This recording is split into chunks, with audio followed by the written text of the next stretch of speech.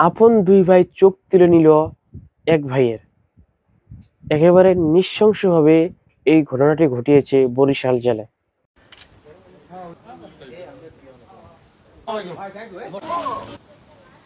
খুবই আলোচিত একটা ঘটনা যে আপন ভাই এবং বাবা মিলে একজনের দুই চোখ উপড়ায় ফেলেছে।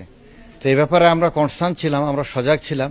এবং আপনারা জানেন যে কালকে মামলা রুজু হওয়ার পরে আমরা 24 ঘন্টা বলবো না, 12 ঘন্টার মধ্যেই 1 নাম্বার যে মূল আমাদের সাসপেক্ট, আমরা তাকে অলরেডি গ্রেপ্তার করে ফেলেছি। আমাদের কাছে ভিডিওটি রয়েছে কিভাবে তার চোখগুলো তুলে নেওয়া হয়েছিল, কিভাবে চিৎকার করছিল সেই লোকটি, কিন্তু আমরা ইউটিউবের রেস্ট্রিকশনের কারণে ভিডিওটি আপনাদের দেখাতে পারছি না।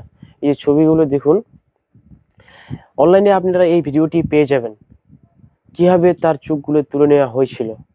আমরা বর্তমানে কোন জামানায় আছি যে প্রকাশ্যে নিজের ভাই অন্যান্য মানুষের এভাবে অন্যায় অত্যাচার করছে, কিন্তু আমাদের প্রশাসনে একদম নীরব।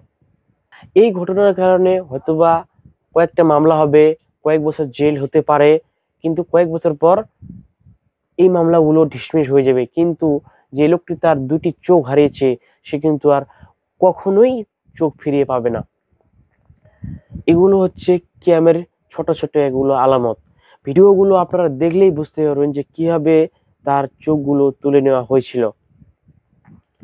সেই ভিডিওগুলো অনলাইনে কিন্তু এখনো পাওয়া যায়। বাংলাদেশি আইন কতটা দুর্বল যে মানুষ অহরহ ভাবে সেই আইনত দণ্ডনীয় যেগুলো অপরাধ এবং ক্ষতিকর সেই কাজগুলো করছে কোনো ভয়ভীতি ছাড়াই।